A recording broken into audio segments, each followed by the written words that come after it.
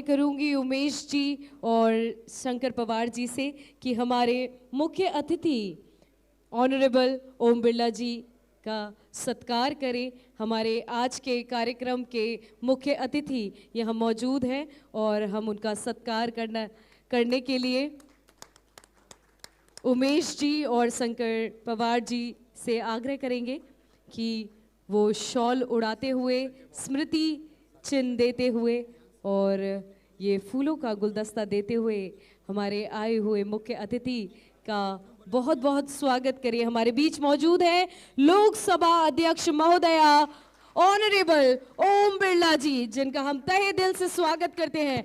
आप सभी की जोरदार तालियों की गड़गड़ाहट के बीच हम स्वागत करते हैं हमारे honourable chief guest Om Birla जी।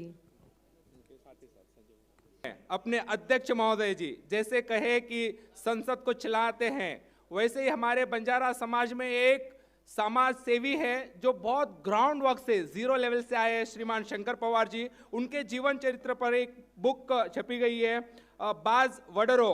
इस किताब की लेखिका, निवेदिक शिक्षिका साधना जोशी जी को मैं आमंत्रित करता हूं पोडियम पे और वे आगे।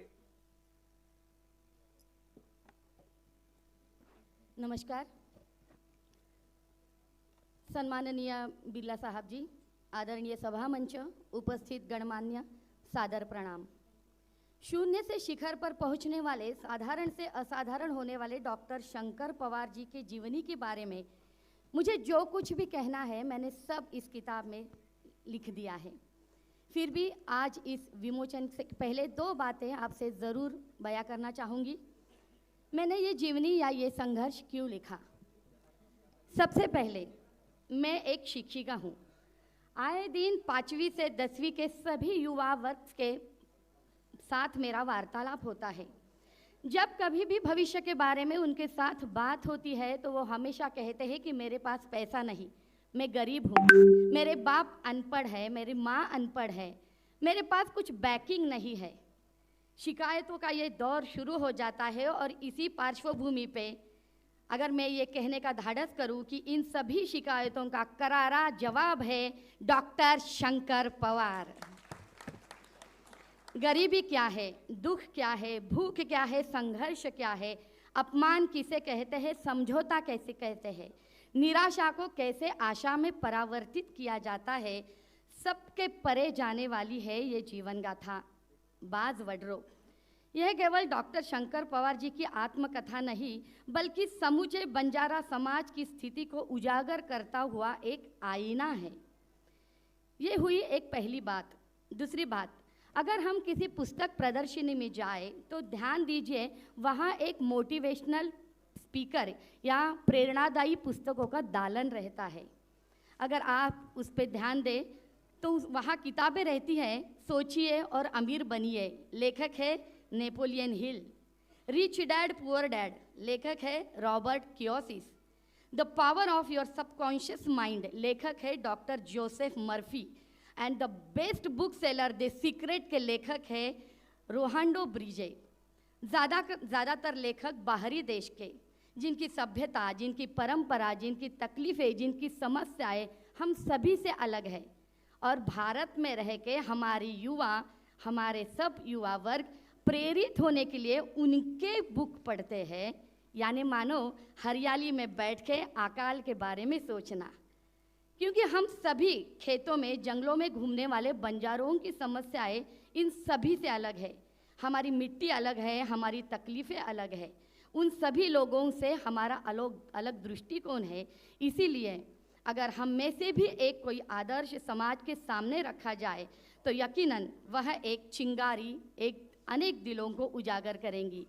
हमारे पीएम साहब ने जैसे कहा है कि वोकल फॉर लोकल, बाज वडरो एक संघर्ष की कहानी बंजारों की लोकल फॉर वोकल है।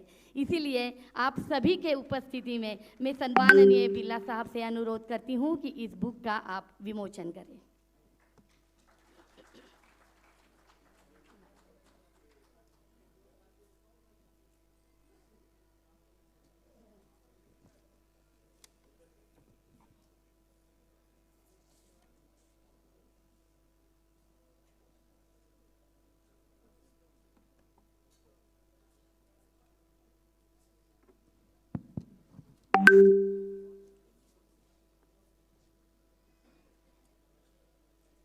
और यहाँ पर इस किताब का लॉन्च हमारे सभी अतिथिगण एक साथ मिलकर इस पुस्तक, और आप सभी की जोरदार तालियों की गड़गड़ाहट एक बार फिर हम सुनना चाहेंगे। बहुत ही शानदार ये किताब लिखी गई है और हम आशा करते हैं कि आप सभी लोग इसे पढ़कर ये ज़रूर जानेंगे कि क्या कुछ खास इस किताब में है। डॉक्टर शंकर शेवाय पवार जी के ऊपर ये किताब, शंकर पवार जी के ऊपर ये किताब लिखी गई है। बहुत बहुत धन्यवाद सभी का। Thank you very much.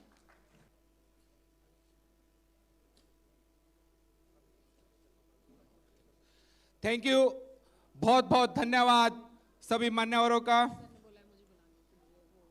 Sanjay Rathore जी के मित्र भी हैं, हमारे भी मित्र हैं शंकर पवार जी, उनकी जीवन पे उन्होंने किताब लिखी है। ये किताब हर नौजवान को प्रेरणा देगी, किस तरीके से तेलंगाना से चले,